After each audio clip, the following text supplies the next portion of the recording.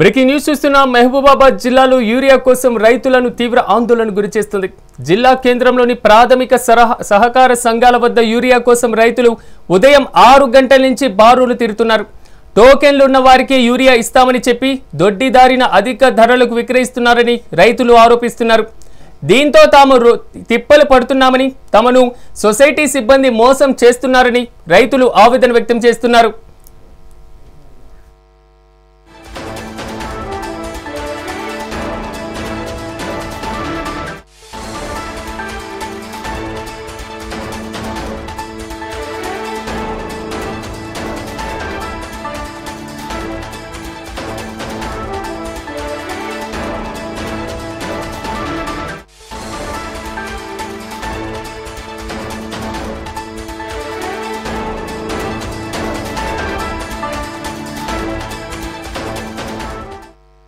మహబూబాబాద్ జిల్లాలో యూరియా కోసం రైతులను తీవ్ర ఆందోళన గురిచేస్తుంది.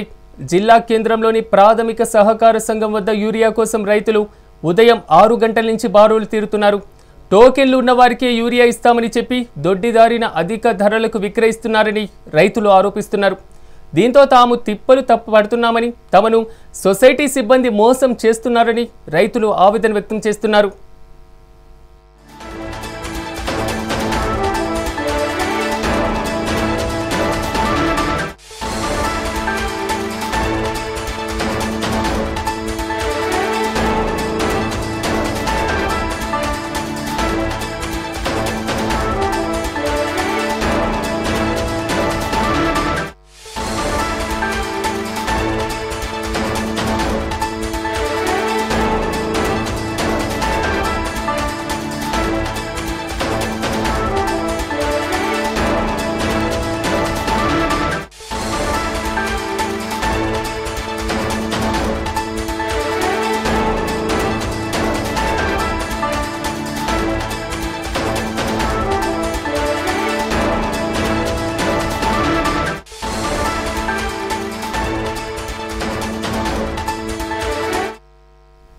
మహబూబాబాద్ జిల్లాలో యూరియా కోసం రైతులను తీవ్ర ఆందోళన గురిచేస్తుంది.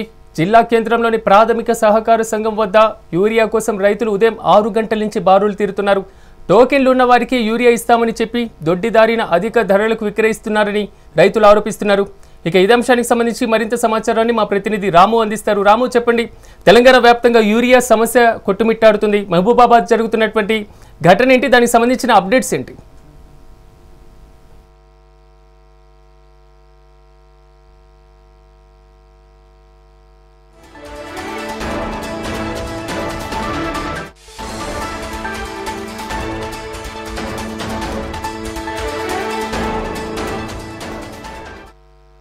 మహబూబాబాద్ వ్యాప్తంగా జరుగుతున్నటువంటి ఏదైతే ఉందో దొడ్డిదారిన యూరియాని అధిక ధరలకు అమ్ముతున్నారని రైతులు పేర్కొంటున్నారు. ఇదే అంశానికి సంబంధించి మరింత సమాచారాన్ని మా ప్రతినిధి రాము అందిస్తారు.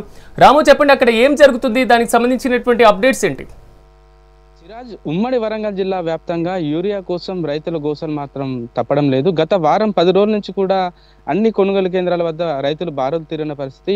ఈ రోజు కూడా పలు కేంద్రాల్లో ఉదయం 2 గంటల నుంచే వాళ్ళు రైతులు పడిగాపులు కాస్తున్న పరిస్థితి.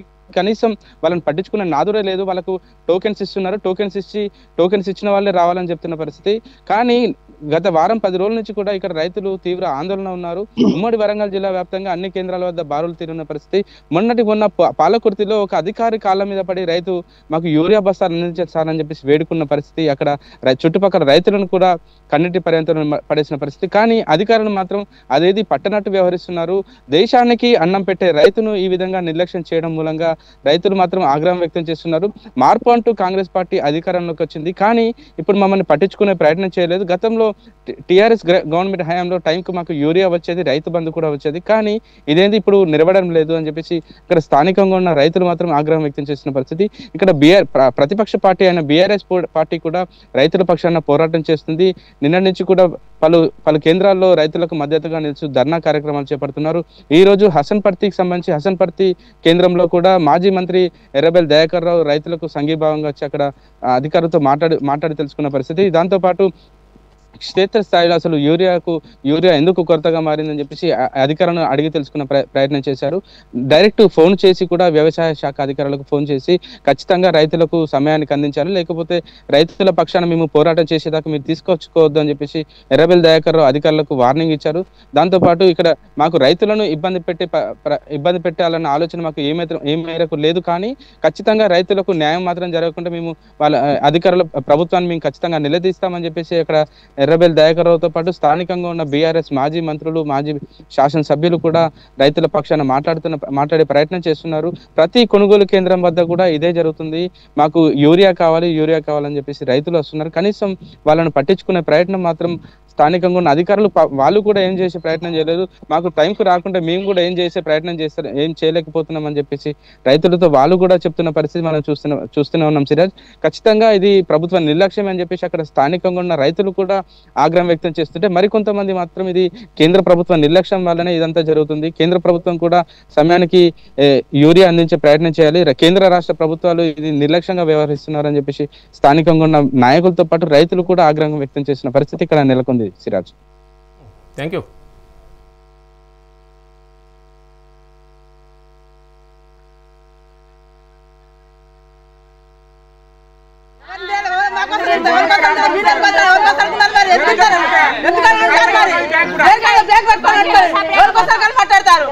ఉంటారు, మీకేమవుతుందండి ఇబ్బంది?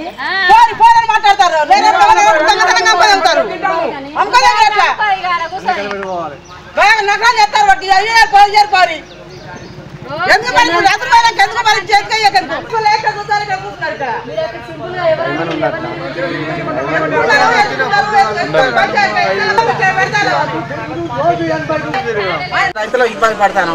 ఎన్ని రోజుల కంచి వారం 10 రోజుల కంచి తిరుగుతాను. వానలకు ఎండలకు తిరగకుండా ఇటు ఇస్తారు, అటు ఇస్తారు, ఆ సందుకు పోయిస్తారు, ఈ ముందుకు పోయిస్తారు, లంచాలు తీసుకొని ఇస్తారు. ఎన్ని రోజుల కంచి ఇస్తారు, మా మొక్క చూసి సభ్యతలేరు. ఎంత ఇబ్బంది పడుతున్నాం మేము. రైతులు లేక ఇప్పుడు ఊరియా ఇప్పుడు ఎందుకంటే టైంకి వేయాలన్నా, టైంకి లేకుంటే పంట పండదు. మరి చేసేందుకు చేయకేందుకు మేము ఇక చేయకుండా సభ్య కూకుందాం. మరి ఈ పంట వేయకుండా అతలు పోతారు, మళ్ళీ ఏం ఉండవు. దేని గురించి అని మీరు 6 రోజులకు తిరుగుతాను. ఒక బస్తలు ఏమంటారు, సభ్యకి వెళ్ళిపోమంటారు. మా పరిస్థితి ఏంటో మీరు కూడా ఆలోచించుకో, ఒకసారి చెప్పండి. రైతులు ఇబ్బంది పడతాను. ఎన్ని రోజుల కంచి నిద్రాహారాలు మానేసుకొని తిండి కుప్పలు లేకుండా వానలకు నడుచుకుంటూ ఈ రైతు సహకార కేంద్రానికి తిరుగుతున్నారు. ఆ జనాలకు రోజుకి ఇంతమంది అని చొప్పున ఇవ్వాలి. వాళ్ళు ఒక్కొక్క ఇంట్లో వచ్చేసి 4-5 వచ్చేసి లైన్లో నిల్చుంటున్నారు. మీరు జనాలందరినీ దృష్టిలో పెట్టుకొని ఏదో రకంగా అందరికీ బస్తాలు అందేలాగా చూడాలి. ఎందుకంటే జనాలను ఇప్పుడు మీకు తెలియదు ఏం లేదు. రైతుల కోసం అందరూ ఇబ్బంది పడుతున్నారు కదా. ఆడోళ్ళు వస్తున్నారు, మొగోళ్ళు వస్తున్నారు. ఒక ఇంట్లో వచ్చేసి 4 వస్తున్నారు. వాళ్ళకి తిండి లేదు, నిద్ర లేదు, ఆకలి లేదు. వాన దడుస్తూ ఎండకు ఎండుతూ నైట్ 9-10 గంటల వరకు కూర్చుంటున్నారు. మార్నింగ్ 5-6 గంటలకే వచ్చి కూర్చుంటున్నారు. మరి ఈ రోజు వచ్చేసి మీరు కేంద్రం దగ్గర ఎందుకున్నారు, ఎవరు పిలిచారు, మీరు వెళ్ళిపోండి అని అంటున్నారు. ఈ రకంగా మాట్లాడడం కరెక్ట్ కాదు. జనాల్ని కూడా దృష్టిలో పెట్టుకొని జనాలకు కొంచెం అందేలాగా చూడగలరని కోరుకుంటున్నాం సార్. నిద్రాహారాలు మానేసుకొని తిండి కుప్పలు లేకుండా వానలు